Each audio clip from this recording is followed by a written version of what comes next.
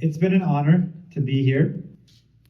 And in the Sikh tradition, basically our entire philosophy of peace rests on two words, Ik Oankar, which is basically saying that there is one creative force. And if there's one creative force, then that means there is one family. One creator, one family. So we can't claim to love God while hate his creation. So the two are inseparable. We have a verse in Guru Granth Sahib, Na ko bari nahi begana sagal sang humko banai. So that verse in the Sikh scripture, it says, I see no enemy, I see no stranger, I get along with everyone. Why? Because true peace happens when the otherness disappears. When I look at you, I must not see a different religion or a different race. I must see the same divine light which is burning within me and within you as well.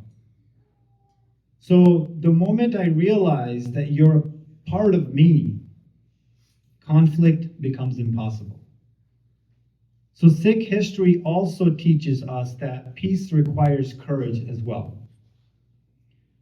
Our ninth master, Guru Tegh Bahadur, he set a unique example in the history of the world. He sacrificed his life not to protect Sikhs, but to protect the rights of our brothers, of our Hindu brothers and sisters, gave them to allow them the freedom to practice their own faith. Even though our beliefs are complete opposite of the faith, he still sacrificed his life to ensure that people of a different religion had the freedom to pray as they pleased, as they wished. So this is a prime example of peace engraved and basically within the Sikh thought. The message that true peace means standing up for your neighbor's rights, even if their path is different from yours. So I leave you with a prayer that we as Sikhs recite every day, even at our gurdwara, our places of worship, or our educational centers, and our homes as well. We recite this prayer 3 times a day. It ends with the words Sarbat Da Bhala, which means Nanak Naam Chadhdi Kala Tere Pane Sarbat Da Bhala. Hey Nanak, with your name comes high spirits, and by your blessings may there be peace and prosperity for everyone.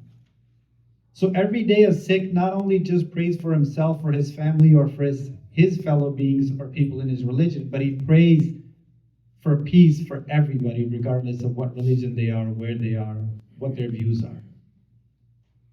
So we as Sikhs, basically the gurus have engraved the thought process of peace within our minds. And my peace is tied to your peace. If you're at peace, I'm at peace, because we both are from the same family. We both are created from that same light. If you're not at peace, I cannot be at peace. It doesn't matter what your background is, what your color is, what your race is, what your gender is. So my joy is also tied to your joy. That's why if you see Sikh history, it's filled with courage and sacrifices, because our heart bleeds when you're in trouble, when you're not at peace.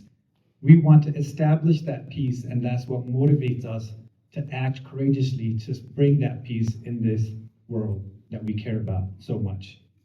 So basically, I'll end it at this, and let us recognize that one light within all of us, and not block and not create these walls of race, religion, caste, color, or whatever different views that we hold. We can still work together with peace. Thank you.